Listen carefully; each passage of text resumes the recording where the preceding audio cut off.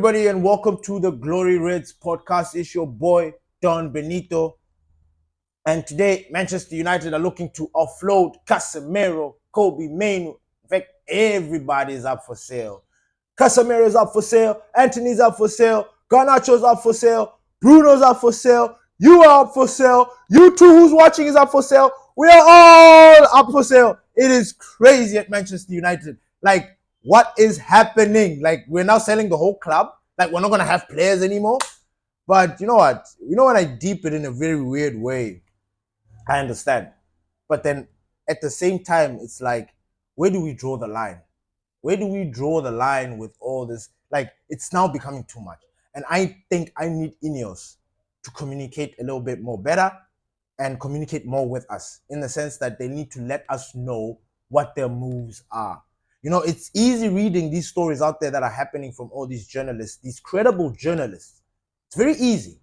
Read it, you interpret it, you break it down the way you know how, the way you're used to, and the story is like, okay, this story makes sense.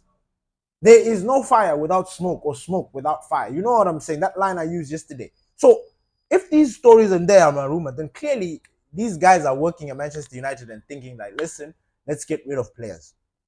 Now, when you deep it even more, you understand that, listen, these guys are really trying to clear up a wage bill, an unnecessary wage bill, a wage bill that makes no sense, you know, especially for the players that we've got.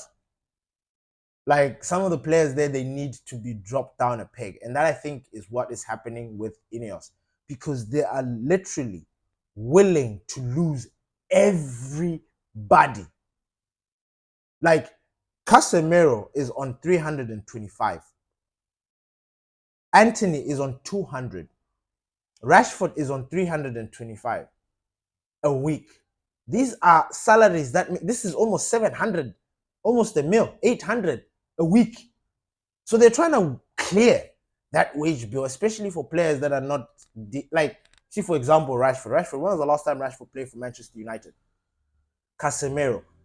His appearances this season have been dismal. Anthony, you know, with Anthony, like, I don't even need to explain with Anthony. But then now there are the likes of Kobe Mainoo, Garnacho, Mason Mount, Bruno Fernandes. Yes, those names that I just mentioned in the latter stages of that comment would not be mentioned, but they said everybody. What does that mean for Manchester United? Are we able to offload every fucking body? Like, provided that, and again, if we are offloading these players, we are talking about, we're not offloading these players for small money. Nah. I look at Kobe Mainoo as a $70 to $80 million, like, million pound player.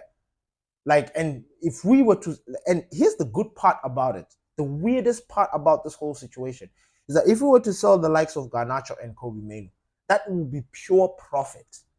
Meaning there is no PSR, there is no FFP in there. It's pure profit. If the player is from your academy, when you sell him, that money comes direct, as full as it is to you. You know what I'm saying? Like, there's nothing that is chopped and changed and nah. That money comes straight to you. So imagine we sell Kobe Mainoo for a young, easy, nice 75. You know, I mean, I'm looking at the amount of money we bought Rasmus Højlund for, 73 million. And then you compare the two in their profiles, who actually costs more. And Kobe Mainoo for me is more. So I'm basing all of that based on that.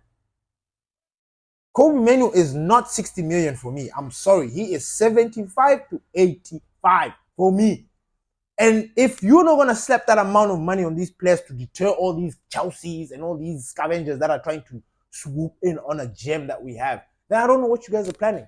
I don't know what the plan is. I don't know. I can understand with everybody else. Victor Lindelof. There's still players that need to bounce. Lindelof, Evans.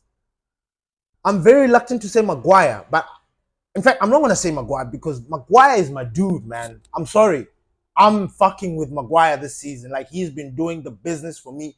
I don't care what anybody says. If they're going to extend his contract, like, Maguire is our Evans. but a younger version. I want him to retire at Manchester United. This guy is putting in solid performances. Like, he's a rock at the back.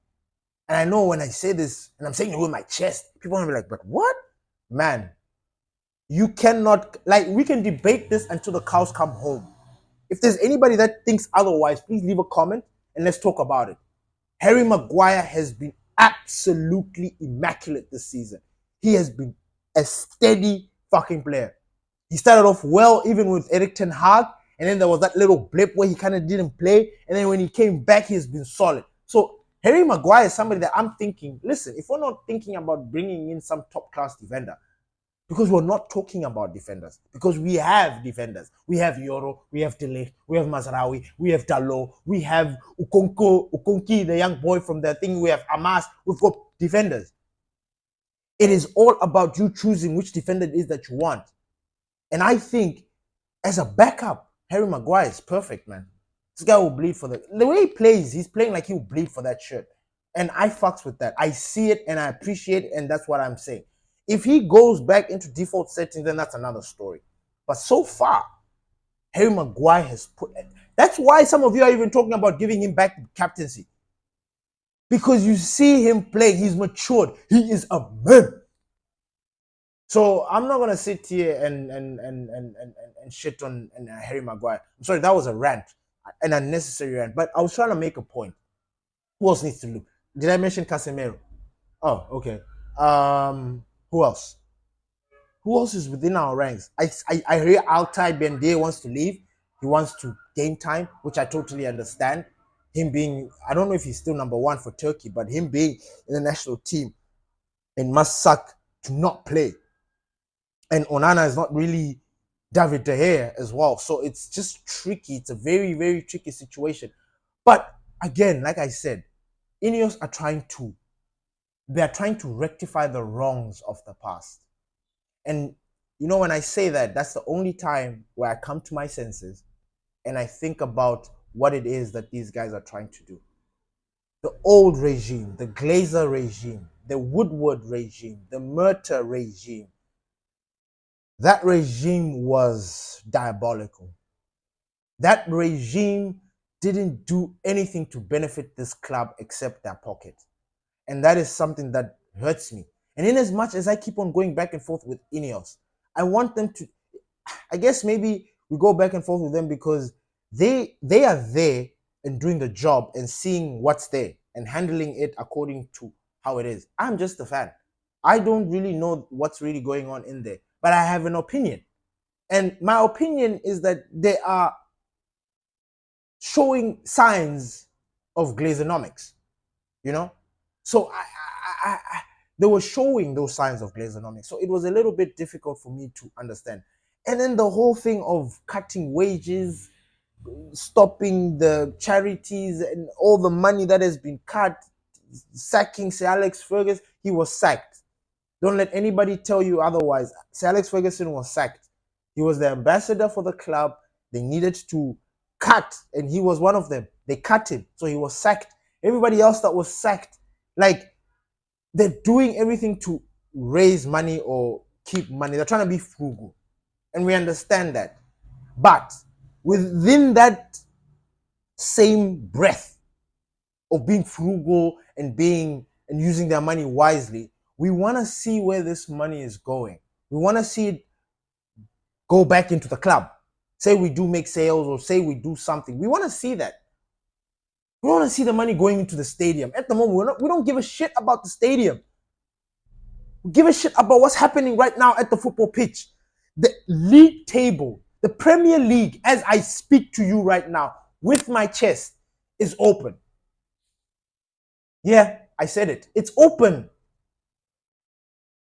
And there is opportunities for us to go in there and cause destruction, to cause problems.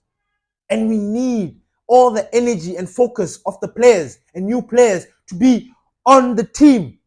Which is why I just don't understand why Ineos are telling us all these other things about saving money and what. And we can see that, okay, cool, do that. But then at the same time, can you make sure that Ruben Amorim gets his players?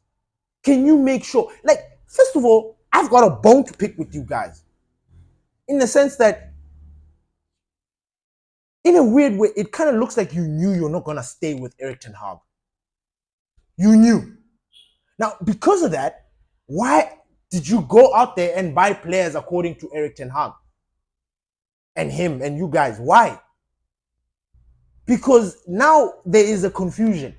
Because now you are trying to say, with the 600 million that you spent on Erik ten Hag, now Amorims has been given this, but that was your mistake. That was your mistake. You spent the summer trying to look for a new manager and you went back to him. Now, obviously, yes, I wanted him, but then you guys are in charge. You guys are responsible for this club. Do you understand where I'm going with this? So, Ineos, please, can you please sort this thing out? Can you please sign? Can you please offer Kobe Mainoo his contract? Garnacho as well, because I'm sick and tired of this thing. This thing of, oh, we need to sell Garnacho, he must go. That's bullshit. Like, I'm not fucking with it. Yes, he's not as good as Yamal, and he's not as good as he thought he was. He is good. He just needed to be humbled. He just needed his wings clipped. That's it. But other than that, Garnacho is a star, and we need to keep him. So all these rumors of, like, they're driving me crazy. But I don't know what you guys think about this. Tell me what you guys think. Do you guys think that whatever's happening at Ineos or at Manchester United is good? Do you think it benefits us that everybody is up for sale? If everybody is up for sale, and let's just say we do get rid of players, are we trying to bring in players? Who are the players? We're only rumored to be going after players. Who are these players? It's driving me crazy. Gyökeres has been named. Mendes has been named. Who else has been named? Kirkes has been named. We already bought that other boy from Paraguay. He's already there cooking, waiting to, so what's going on?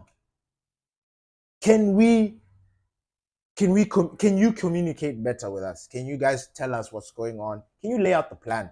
You gave us the list last season. You have absolutely destroyed that list that you guys told us that you're going to be running by. You've thrown it out the window. It's like, for sec. So if that's your guys' motive, if that's how you guys are moving, then I'm sorry. Then it means that my judgment or my suspicions of you guys is for real. Like, it makes sense. Because I can't sit here and say that I'm enjoying this. I get it, but it's slowing down the process. It's slowing down a lot of things. And I just cannot sit here and just be like, yeah, sell Kobe Mainoo. Because you get people like Cole Palmer who's there endorsing the deal saying, yes, yes. Now, imagine Cole. I don't even want to imagine. Thank you, everybody, for listening to the Glory Reds podcast. It's your boy, Don Benito, and I'm out. Peace.